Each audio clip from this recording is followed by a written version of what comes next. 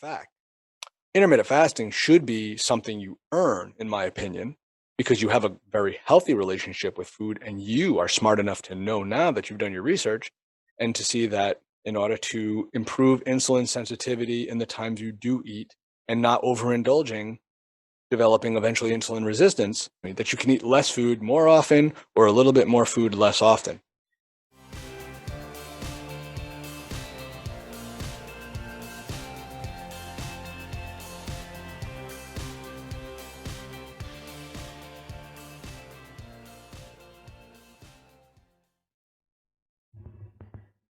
All right, here we go.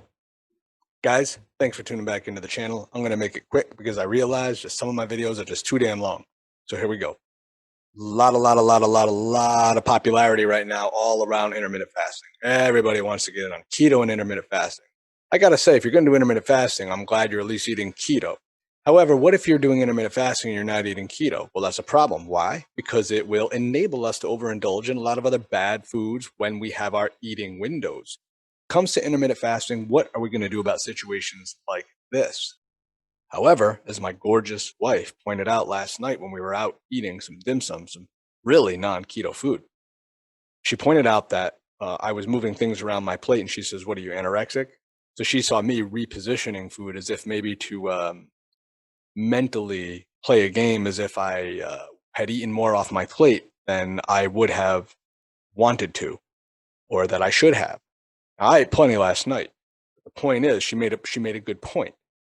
Intermittent fasting and having these time restricted windows, and maybe even on some level then thinking you need to restrict calories just overall because you can't, get too bloated, or, oh, I feel disgusting, or now I looked in the mirror and I look bloated and disgusting. Well, newsflash, when you eat some food, even if it's a little bit of food, and especially some carbohydrate rich food or heavy protein, I mean, you're going to be bloated. You're going to take in a lot of additional salt, and your stomach expands, your intestines light up, you retain more of these electrolytes and things that are good for you that you need, and so you're not going to look ripped anymore at the moment. Like, it's okay, you know what I mean? You come back, you'll be ripped, you'll be ready for the show. Just ask bodybuilders how they do it. But the thing is, you're developing unhealthy relationships with food, and that is bad. You shouldn't have an unhealthy relationship with food. As a matter of fact, intermittent fasting should be something you earn, in my opinion, because you have a very healthy relationship with food and you are smart enough to know now that you've done your research and to see that in order to improve insulin sensitivity in the times you do eat and not overindulging, developing eventually insulin resistance, that you can eat less food, excuse me, that you can eat less food more often or a little bit more food less often. That's just one way to look at utilizing intermittent fasting for benefit. So I just wanted to share that real quick. Intermittent fasting does not mean that you're anorexic. Anorexic does not mean intermittent fasting. However, if you're going to intermittent fast, you'd better have good relationship with your food. You cannot be scared to eat. You need to eat, guys. You got to eat. Now, what's one way, and then I'm going to leave it at this, but what's one way that I remedied that situation when I was doing keto, but then even thought about intermittent fasting?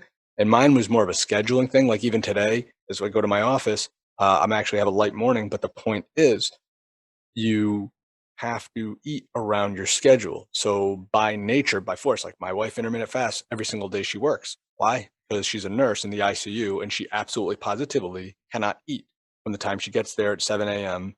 until she's able to take a break sometime before 7 p.m. So usually around 3 or 4 o'clock, she eats first meal.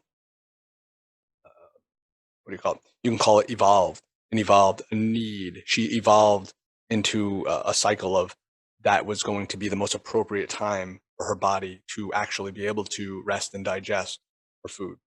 So, last thing I want to point out, how did I remedy the situation? How can I recommend that you do? And yes, this is me giving you a little bit of advice.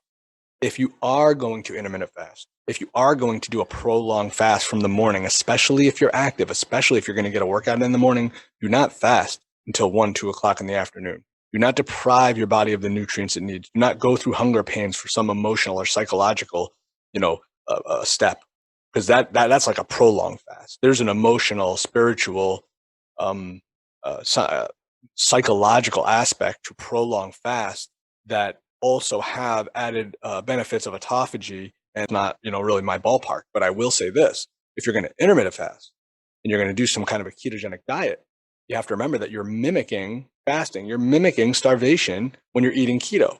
So what I suggest to do is make yourself one of these 300 to 400, maybe the most, right? 400 calorie shakes within an hour of your workout. I actually like to push it a little bit longer. So when I say that, I don't mean like 10, 15 minutes after my workout. I literally mean about an hour after the workout. 40 minutes after you're done with your shower, you're getting ready to go to work, you're ready to conquer your day. You'll feel so good after your workout. Have a 300 to 400 calorie shake, one of those fat bomb shakes that you see on my Instagram channel, or that you can see anyone, make on YouTube with their keto coffee or their fat bomb or their avocado smoothie or whatever. Have one of those, high in fat, very, very, very low carb, and have that kind of carry you into the window when you're going to begin to feed. And then, yes, our bodies are most insulin resistant, or at least the least insulin sensitive later in the evening when we're getting ready to go to sleep. Those adenosine receptors are doing what they're doing. Melatonin's starting to trickle in. We're starting to know that our bodies need to do the rest and repair cycle. There it is. Incorporate that shake.